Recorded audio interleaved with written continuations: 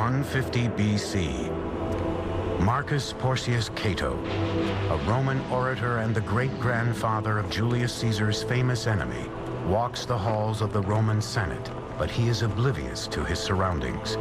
For him, there is only one thing on his mind: Carthage. Cato was only too well aware of the strategic position of Carthage.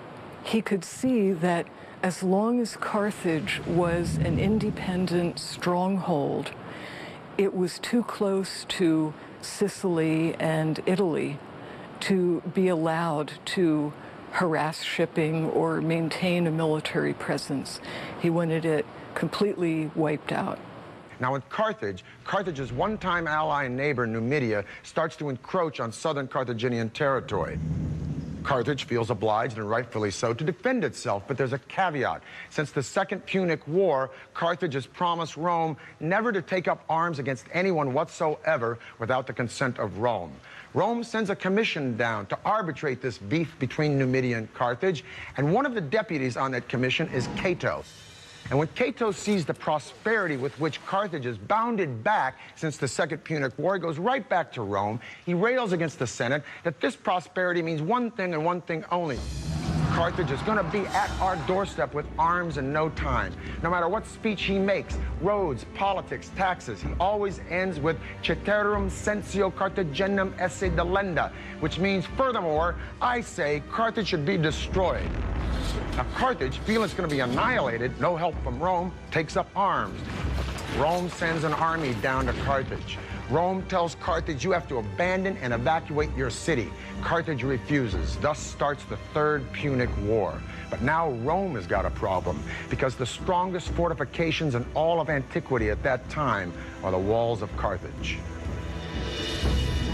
Today, time has reduced the fortress to its foundations, but in 149 BC, these protective walls were the city's last hope. It was a three-part wall system with massive stone circuit wall. It covered a huge extent and was thought to be unbeatable. A wonder of the world, those Carthaginian walls, and the Carthaginians trusted them. The wall had a circumference of 23 miles and a series of 3 protective layers. First, a ditch backed by a low wall packed with excavated soil, which would have been manned by a front line of soldiers who could withdraw quickly in the face of a major assault. The second wall was constructed of stone and dominated the outer defenses. Behind this second wall stood an even more impenetrable third wall, 45 feet in height and at least 30 feet wide. 15 towers were spaced at 200-yard intervals where watchmen stood guard. Inside this wall lived part of the Carthaginian army, including 20,000 men, 300 elephants, prepared for any type of attack that took place. The wall system surrounding Carthage made it the best fortified city in all of the Mediterranean, if not the world. And against the Romans, it would face its ultimate test, led by the fabled Carthaginian general, Hasdrubal. The Carthaginian commander who would lead the Carthaginians during the Third Punic War was Hasdrubal. He is the one responsible for retaliating against the Numidians, and he is the guy who's going to be leading the main resistance. As the Roman legions descended on the city, the Carthaginians hurriedly scrambled to build a new defensive force. The women gave their hair up. They cut their hair so that they could make rope to fire the catapults. They emptied the prisons. The old men volunteered. People who hadn't been blacksmiths for 20 years said, I'll try again. And they rearmed themselves in an explosion of intent and determination that we really have to go to the siege by the Germans of Stalingrad to see again. In 2 months of frenzied work, they produced 6,000 shields, 18,000 swords, 30,000 spears, 120 ships, and 60,000 catapult missiles. Despite the arsenal Carthage had assembled, Rome had sent an overwhelming force. The city was alone, facing its own destruction.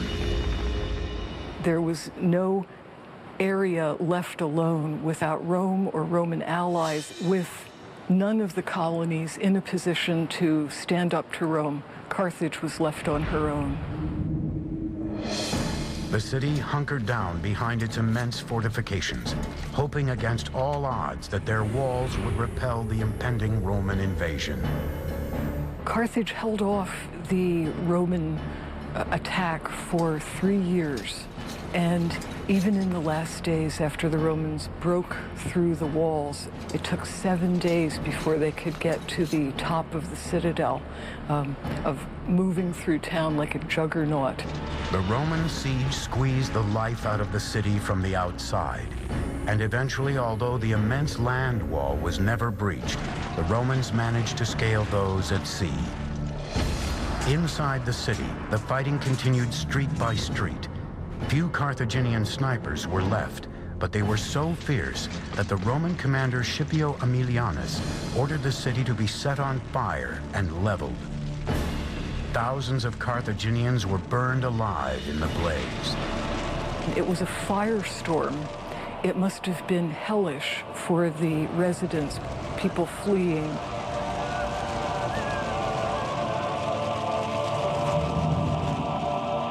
During its siege and capture, Carthage had been decimated.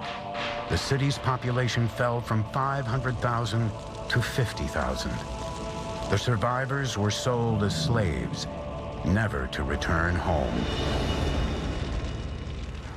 It took just 17 days in the year 146 BC for Carthage to be completely destroyed by fire. That same year, Rome leveled Corinth, put Greece in their pocket, and overnight, the Mediterranean Sea became their own private lake. Carthage would rise again, albeit this time reconstructed by Rome, like this fantastic amphitheater here at El Jim. And by the 3rd century AD, Carthage would thrive once more as a commercial port. But although undeniably Roman, the spirits and the voices of Dido and Anno the Navigator and Asdrubal and Hamilcar and Hannibal would echo throughout those Roman walls, begging to be remembered for the remarkable achievements of their civilization. And if you listen well, you can still hear those voices whispering among the ruins that are Carthage. For the History Channel, I'm Peter Weller.